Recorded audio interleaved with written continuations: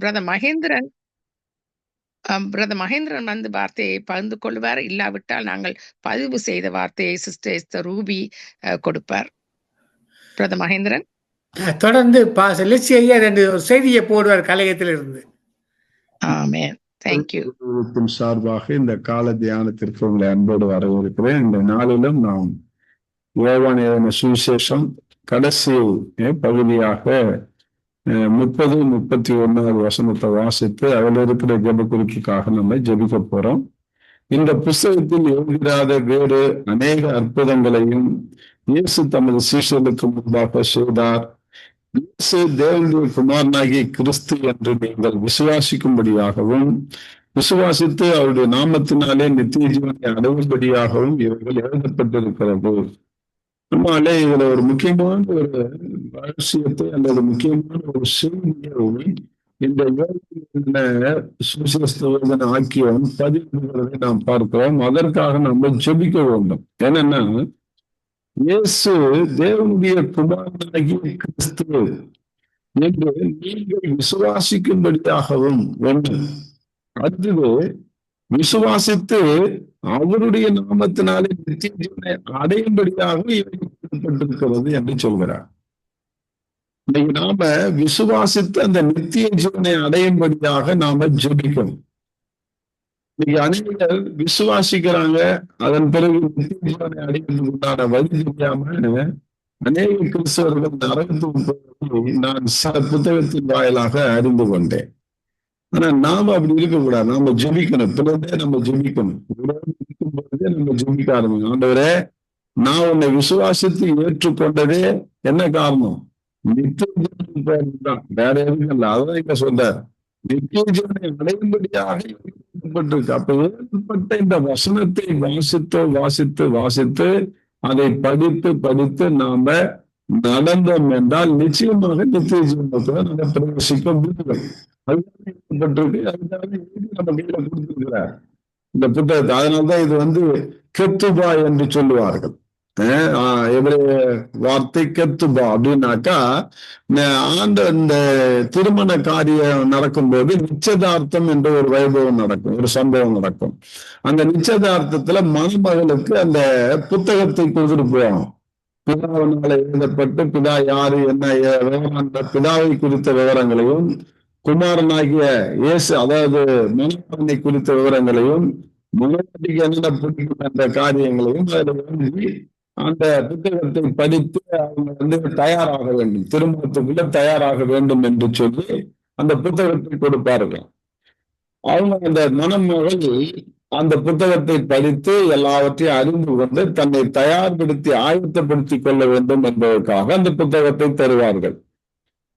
திடீரென்று ஒரு நாள் அந்த பிதாவானவர் அந்த திருமண டேட்டை டிக்ளேர் பண்ணுவார். அன்னைக்கு மணவாளன் தன்னுடைய தோழனோடு அந்த மணவாட்டியை கல்யாணம் பண்ணுவார். அது கலாச்சாரத்திலே இது இருக்கிறது. இப்ப இந்த கெத்துபா மாதிரி ஆண்டவர் முதல் நம்ம அனைவரையும் நிச்சயதார்த்தம் போட்டுட்டு இந்த வேத புத்தகத்தை கொடுத்துட்டு போயிட்டார். இந்த வேத புத்தகத்தை படித்து அதை விசுவாசித்து அதன்படி நடந்து நாம் நம்மை தயார்படுத்திக் கொள்ள வேண்டும், ஆயத்தப்படுத்திக் கொள்ள வேண்டும், அநேகரை ஆயத்தப்படுத்த வேண்டும். இதுதான் இந்த புத்தகம் நமக்கு கொடுக்கப்பட்டிருக்கு. அதனால்தான் இது வாழ்வியல் புத்தகம். இந்த வாழ்க்கையில வாழ்வதற்கு உண்டான வழிகளை சொல்லித் தருது. அது நிச்சயமா அதாவது அழியாத வாழ்க்கையாகிய அந்த பரலோக வாழ்க்கையில போய் நம்ம வாழறதுக்கு உண்டான வழியை சொல்லித் தரும். அப்ப என்னன்னா, இக்காலத்துல வாழறதுக்கு வழியும் நாம் மரித்த பிறகு ஆண்டவரோடு வாழக்கூடிய அந்த நிரந்தரமான வாழ்க்கைக்கு உண்டான வழியும் இந்த புத்தகம் காட்டுகிறது. அதனால்தான் எழுதப்பட்டது என்று இந்த ஆக்கியோன் சொல்றார். எதுக்காக? அவருடைய நாமத்தினாலே நித்திய ஜீவனை அடையும்படியாக எழுதப்பட்டிருக்கு. அப்ப எழுதப்பட்டவருடைய நோக்கம் என்ன? இந்த புத்தகம் எழுதப்பட்ட நோக்கம் என்ன? யோவான் சுவிசேஷம் எழுதப்பட்டவருடைய நோக்கத்தை இங்க சுருக்கமா சொல்லி இருக்கிறார். இயேசு தேவனுடைய குமாரனாகிய கிறிஸ்து என்று நீங்க விசுவாசிக்கும்படியாகவும், இன்னைக்கு அந்த விசுவாசமே இன்னைக்கு நிறைய ஆட்டங்கானது நிறைய பேருக்கு. அவர்தான் கிறிஸ்து. கிறிஸ்து என்றால் மேசியா என்ற அர்த்தம். மேசியா என்றால் தமிழ்ல விடுதலை ஆக்குகிறவர் அல்லது ரட்சகர் என்று அர்த்தம். சொல்லு மேசியா, கிரேக்க சொல்லு கிறிஸ்து, தமிழ் சொல்லு விடுவிக்கிறவர், ரட்சகர். அவர்தான் ரட்சகர் என்பதை அறியாம விசுவாசிக்காம இன்னைக்கு எத்தனை பேர் வாழ்ந்து கொண்டிருக்கிறார்கள். அதுக்காக இந்த புத்தகம் எழுதப்பட்டது. அந்த விசுவாசம் தான் இன்னைக்கு நமக்கு நித்திய அழகாக குறிப்பிட்டது. அப்ப நம்ம இதுக்காக ஜெபிக்கணும். எதுக்காக ஜெபிக்கணும்? ஆண்டவரே, நான் எந்த அளவும் அவிசுவாசத்துக்கு இடம் கொடுக்காம இயேசுதான் கிறிஸ்து என்பதை நான் விசுவாசித்து அதன்படி நடந்து, அவர் சொன்னதின்படி நடந்து நான் அந்த நித்திய ஜீவனுக்கு ஆயத்தமாக ஆண்டவரேன். அப்ப அதுதான் சொல்றாரு. அதுக்காக தான் எழுதப்பட்டிருக்கு. நித்திய ஜீவனை அடைமுறையாக எழுதப்பட்டிருக்கிறது என்று சொல்றாரு. அப்ப இந்த ஜெப குறிப்புக்காக நம்ம ஜெபித்து அதுல நம்ம வெற்றியை பார்ப்போம். அந்த இன்னைக்கு நிறைய பேர் நித்திய ஜீவனை இழந்து போகிறார்கள். இன்னைக்கு நிறைய பேர் இழந்து போறாங்க. என்ன ரீசன் அப்படின்னாக்கா, இந்த புத்தகத்தை கவனிக்க தவறு விடுகிறார். இன்னைக்கு உண்மையிலே 2026 நமக்கு புதுவருட ஆராதனை செய்தியாக ஆண்டவர் கவனி புறப்படி என்ற அந்த போக்குவரத்து சிக்னல் மூலமாக நம்மோடு பேசியிருக்கிறார். நிற்கிறோம், வைராக்கியம் பாராட்டி இயேசுவை ஏற்றுக்கொண்டோம், அவருக்காக நான் நிலை நிற்பேன் என்று நிற்கிறோம். ஆனால் கவனிக்கிறதுக்கு வைராக்கியம் பாராட்ட மாட்டோம்.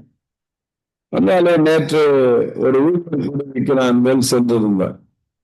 அதுல ஒரு அன்பு சகோதரர் ரமேஷ் என்றவரு பேசினார்.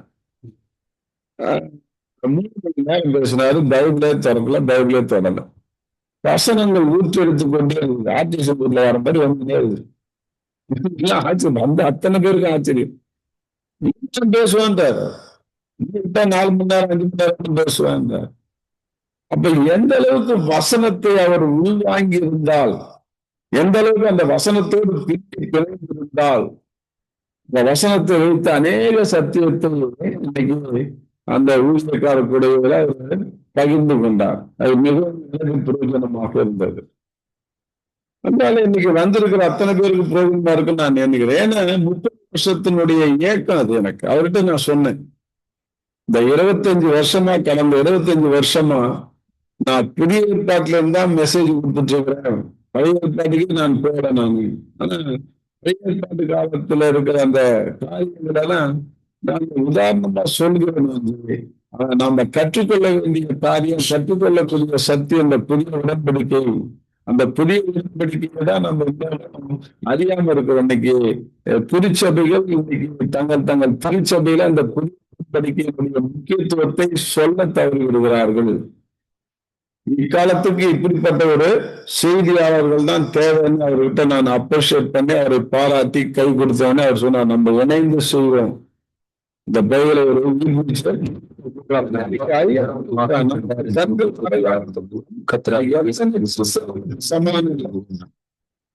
எத்தனை கிறிஸ்தவர் இன்னைக்கு கண்ணீர் இருக்கிறாங்க. என்ன காரணம்? எத்தனை கிறிஸ்தவர் இன்னைக்கு சுதந்திரத்துக்கு நடந்துறாங்க. அவர்களை காப்பாற்றுவதுதான் நம்மளுக்கு முதன்மையான வேலையாக இருக்க வேண்டும். அதாவது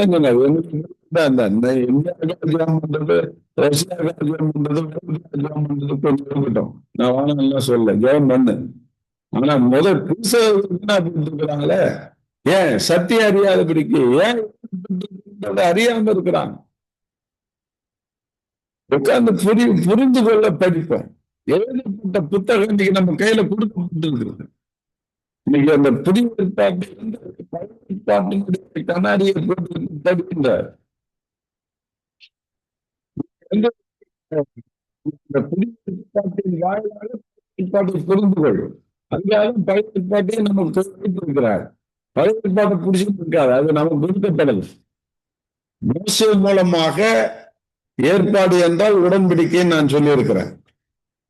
அந்த பிதாவாகிய தேவன் மோசே மூலமாக இஸ்ரவேல் மக்களுக்கு மட்டும்தான் கொடுத்தார். அது ஏற்பாடு என்பது பிதாவாகிய தேவன் இயேசு கிறிஸ்து மூலமாய் உலக மக்கள் அனைவருக்கும் கொடுக்கப்பட்டதான் அது.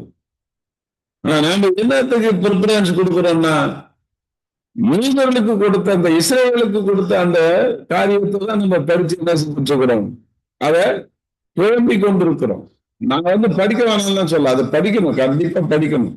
அது படிச்சாதான் பிதா யாரு, குமாரன் யாரு, பரிசுத்த ஆவியானவர் யாருன்னு நம்ம புரிந்து கொள்ள முடியும். பழைய ஏற்பாட்டு நிழலாகவும் புதிய ஏற்பாடு நிஜமாகவும் இருக்கிறது என்றுதான் பவுல் எழுதி வச்சிருக்கிறார்.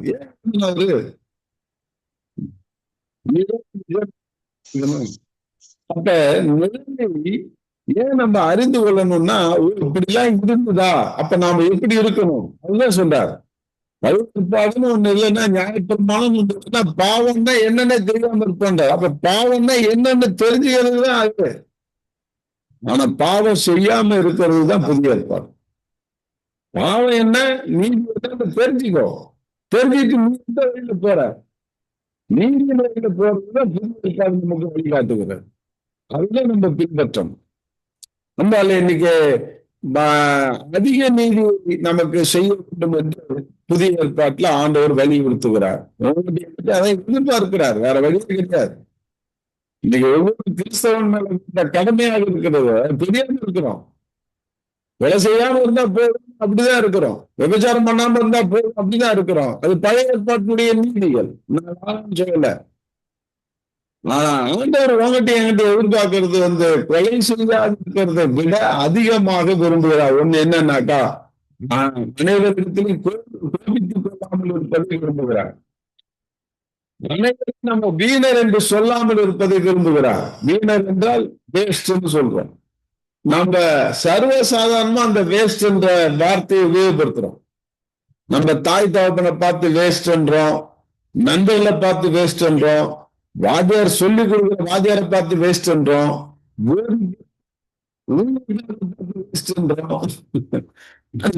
பெரிய அறிவாளி மாதிரியும் போதிக்கிற வேஸ்ட் என்றோம். அதனால இன்னைக்கு ஏன்னா அந்த அளவுக்கு சுயநீதியில போயிட்டு இருக்கிறோம். இன்னைக்கு கிறிஸ்தவ சுயத்துல போய் கொண்டிருக்கிறது, சுயநலத்திலும் சுயநீதியிலும் சுய காரியத்திலும் போய் கொண்டிருக்கு. பிசாசு திசை திருப்பி கொண்டிருக்கிறான். இன்னைக்கு கிறிஸ்தவ சமுதாயம் நம்ம மனம் திரும்பணும் உண்மையிலே. அதனால இன்னைக்கு நாம ஆண்டவர் அந்த அதிக நீதியை அழகா சொல்லி கொடுத்துட்டு போயிருக்கிறார். மத்திய 5ஆம் அதிகாரம் 20ஆம் வசனத்தை திரும்ப திரும்ப இந்த கிறிஸ்தவர்களுக்கு, முக்கியமா கிறிஸ்தவர்களுக்கு, வேதபாரகர் பரிசேயர் எந்தவருடைய நீதியிலும் வர முடியாதுன்னு சொல்றாரு. ஏன் அப்படி சொல்லணும்? அப்ப அடுத்தது சொல்றாரு, அதிக நீதியை பற்றி ஆண்டவர் அழகாக அடுத்தது பதிவு பண்றாரு. என்ன பதிவு பண்றாரு? நான் உங்களுக்கு சொல்லுவேன், ஒருவனையும் நியாயமில்லாமல் நியாய தீர்ப்புக்கு ஏதுவாயிருப்பான். அப்ப அதிக நீதி. ஒருவனையும் வேஸ்ட் வீணர் என்று சொல்லாதிருப்பதுதான் அதிக நீதி. அடுத்தது விபச்சாரம் செய்யாதிருப்பாயா என்று மோசே சொன்னாரு, நீங்க கேள்விப்பட்டிருப்பீங்க. அதுதான் நீதி. ஆனா ஏசாண்டர் அடுத்த வார்த்தை சொல்றாரு, மத்திய 5:28 சொல்றாரு, ஒரு ஸ்திரீ உச்சியோடு பார்க்கிற எவனும் அவளோடு விபச்சாரம் செய்தாயிற்று என்றார். அப்ப எது அதிக நீதி? எதை ஆண்டவர் நம்மிடத்துல எதிர்பார்க்கிறார்? கிறிஸ்தவ இடத்துல ரொம்ப அட்வான்ஸா எதிர்பார்க்கிறார். அதனால்தான் திரும்ப திரும்ப நான் சொல்லுவேன், அதிக அன்புல நீங்க நானும் வளரணும்னு எதிர்பார்க்கிறார். அதுல அவருடைய அன்புல, அகாப்திய அன்புல அதிக பரிசுத்தத்துல வளரணும்னு எதிர்பார்க்கிறார். ஹோலினஸ், மோர் ரைச்சியஸ்னஸ், மோர் நீதியில அதிக எதிர்பார்க்கிறார். அதிக விசுவாசத்துல வளரணும்னு எதிர்பார்க்க. இப்ப இருக்கிற விசுவாசம் பத்தாதுன்றார், இன்னும் அதிக விசுவாசம். அப்ப என்ன செஞ்சா படிச்சாதான் இந்த விசுவாசம் வரும். சாப்டர் பை சாப்டர் படிங்க. யோவான் எழுதின சுவிசேஷத்தை ஒரே மூச்சில படிங்க. அப்பதான் அதுல என்ன எழுதி இருக்கிறாருன்றது நமக்கு தெரிய வரும். அதே மத்தேயு, மார்க்கு, லூக்கா, யோவான், அந்த 4 சுவிசேஷத்தை நல்லா படிங்க. அப்ப இயேசு இன்னும் நல்லா புரிந்து கொள்ள வேண்டும், புரிந்து கொள்ள முடியும். பழைய ஏற்பாட்டை பத்தி புரிந்து கொள்ள முடியும். இன்னைக்கு அப்போஸ்தலர் நடவடிக்கையில எழுதப்பட்டதை படிங்க, பவுல் என்ன சொல்ல வரான்றத புரியும். அவர் சொல்றாரு, பழைய ஏற்பாட்டுல இருக்கிற 5 ஆகமத்திலிருந்தும் தீர்க்க தரிசன புத்தகத்திலிருந்தும் இயேசுக்குரிய காரியங்களை சொல்றாரு. அப்ப கேட்கல, நாங்க மோசே சீஷர்னு சொல்லிட்டு போட்டாங்க. இன்னைக்கு போய் அறிவு சோர்ல முட்டிட்டு இருக்கிறாங்க. கிறிஸ்துவலா இருக்கிற நாம அந்த மாதிரி செய்ய வேண்டாம். சாதாரண கேட்டு நம்ம மனமோன போட்டு நம்ம நித்தியத்துக்கு பதவி வேண்டாம். நித்தியத்துக்கு தான் நம்ம ஜெபிக்கணும். அந்த நித்தியத்துல அவருக்கு வாழணும் தான் நம்ம ஜெபிக்கணும். அதுக்குதான் எழுதப்பட்டிருக்குன்னு சொல்லிக்கிறார். நித்திய ஜீவனை அடையும்படி எழுதப்பட்டிருக்கிறார். அப்ப எழுதப்பட்டதை நீ கவனி. அதான் இன்னைக்கு ஆண்டவர் நமக்கு சொல்றார், திரும்ப திரும்ப சொல்றார், எழுதப்பட்டதை வாசி, நிருபங்களை வாசி, சுவிசேஷத்தை வாசி, எழுதப்பட்டதை கவனி, அதன்படி நட. அப்ப அது தானே நம்ம நித்தியத்துக்கு கொண்டு போய் சேர்ப்போம். அந்தால நம்ம ஜெபிப்போம், ஆண்டவரே உன்னை நான் விசுவாசிட்டோம், ஆனா எழுதப்பட்டதை கவனிக்காம நாங்க நரகத்துக்கு போறதுக்கு ரெடியா இல்லை ஆண்டவரே. நாங்க நித்தியத்துக்கு போறதுக்கு ரெடியா இருக்கணும். அதுக்கு நாங்க எழுதப்பட்டதை நாங்க கவனிக்கணும், அதை படிக்கணும், புரிஞ்சுக்கணும், அதன்படி நடக்கணும். எங்களுக்கு கிருபை பாராட்டும். நாங்கள் நித்திய ஜீவனை அடையும்படிக்கே இது எழுதப்பட்டு எங்க கையில கொடுத்திருக்குது. அதை நாங்க இன்னைக்கு புரிஞ்சுக்கிட்டோம். ஆண்டவரே, நாங்க நித்திய ஜீவனை அடையும்படிக்கு எழுதப்பட்ட இந்த புத்தகத்தை படித்து அறிந்து அதன்படி நாங்க நித்திய ஜீவனை சுதந்திரத்துக் கொள்ள யாருக்கும் உதவி செய்யணும்னு சொல்லி நம்ம ஜெபிப்போம். கர்த்தர் தாமே நமக்கு உதவி செய்வாராக. அன்பின் தகப்பனே, நன்றியோடு துதிக்கிறோம். இந்த நாளிலே இந்த எழுதப்பட்ட இந்த புத்தகத்தை நாங்கள் படித்து ஆண்டவரே ஆண்டவரே சாராம்சத்தை உணர்ந்து அதன்படி நாங்கள் வாழ்க்கையில வாழ்ந்து காட்டி அந்த நித்திய ஜீவனை அடையும்படியாக எனக்கு எங்களுக்கும் கிருபை பாராட்டு. இதை கேட்க போகிற யாவருக்கும் கிருபை பாராட்டும். எத்தனையோ பெருசர்கள் உண்மை ஏற்றுக்கொண்டார்கள், விசுவாசித்து உண்மை ஏற்றுக்கொண்டார்கள். ஆனால் நித்திய ஜீவனை பெற்றுக்கொள்ளாதபடிக்கு சொந்த வாழ்க்கையில வாழ்ந்து சொந்த ஆண்டவரே சுய யோசனையில சுய புத்தியில நடந்து அந்த நித்திய ஜீவனை இழக்கிறதுக்கு அநேக காரியங்கள் நடைபெறுவதை பார்க்கிறோம். அப்படியாக நான் இல்லாதபடிக்கு, நாங்கள் இல்லாதபடி, இதை கேட்க போகிற ஒருவரும் இல்லாதபடிக்கு அந்த நித்திய ஜீவனை சுதந்திரத்துக் கொள்ள நாங்கள் எழுதப்பட்ட இந்த புத்தகத்தை படித்து அதன்படி வாழ்ந்து அந்த நித்திய ஜீவனை சுதந்திரத்துக் கொள்ள எனக்கு எங்களுக்கு உதவி செய்யும். அப்படியான செய்ய போறீங்க. நன்றி. இயேசு கிறிஸ்து நாமத்தை அறிவிக்கிற தகப்பனே. ஆமென். God bless you.